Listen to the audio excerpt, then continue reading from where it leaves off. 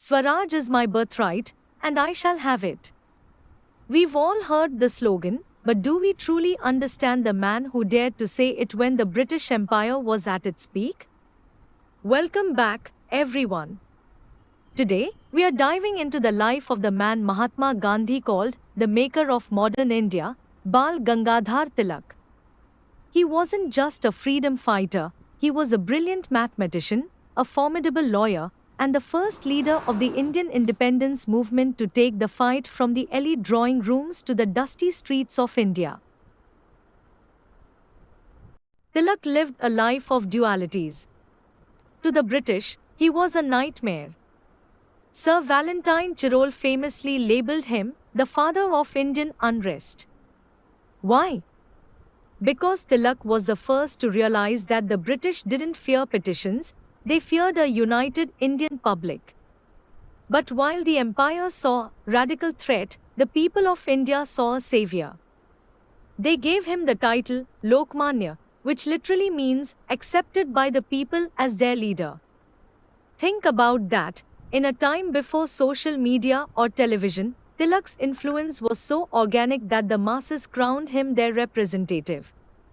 He was the bridge between intellectual dissent and popular revolt. Tilak knew that a revolution without education is just a riot. In 1880, he co-founded the New English School and later the Deccan Education Society. His goal? To provide nationalist education. He rejected the Macaulay model of education designed to produce clerks for the British. He wanted to produce thinkers. But he didn't stop at the classroom. He took the press and turned it into a weapon. In 1881, he started two weeklies, Kesari in Marathi and Maharatta in English. Through these, he spoke directly to the common man, exposing colonial exploitation in a language they understood. He used the press to navigate the narrow legal boundaries of sedition while still lighting the fires of rebellion. Now, this is where Tilak's genius as a social engineer shines. He realized that intellectual debates wouldn't unite a farmer in Maharashtra with a worker in the city. So, he looked at culture. In 1894, he took the private household worship of Lord Ganesha and transformed it into the Sarvajanik Ganeshotsav, a massive public festival. Why? Because the British had banned political gatherings, but they couldn't easily ban a religious festival. He did the same with Shivaji Jayanti in 1895, invoking the memory of the great Maratha king to instill pride and resistance.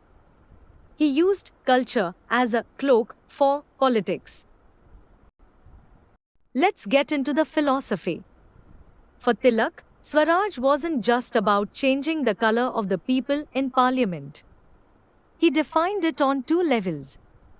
First, political Swaraj, the absolute right to self-governance. No compromises.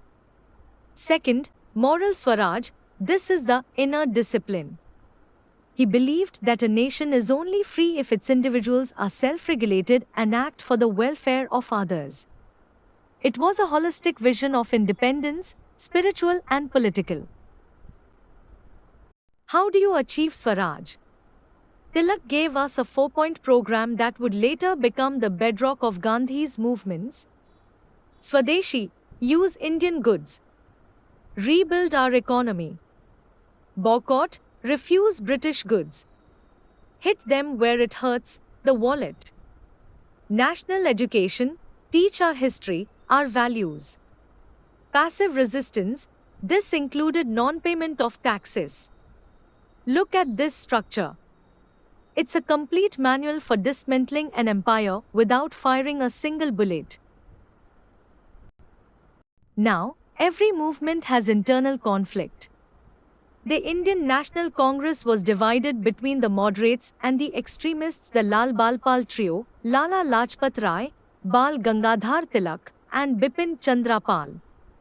The moderates believed in constitutional mendicancy, basically asking nicely for reforms.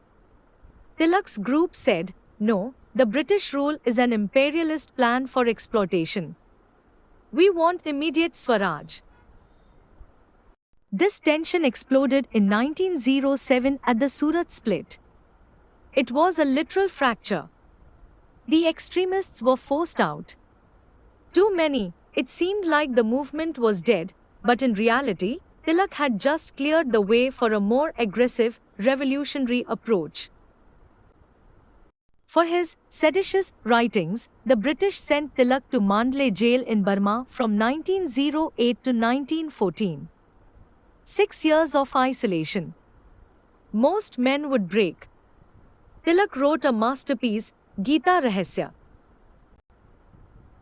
Before Tilak, many interpreted the Bhagavad Gita as a call to renounce the world. Tilak disagreed. He argued the Gita taught Nishkama Karma, selfless action. He told the Indian youth, true spirituality isn't sitting in a cave, it's standing in the middle of the battlefield fighting for what is right.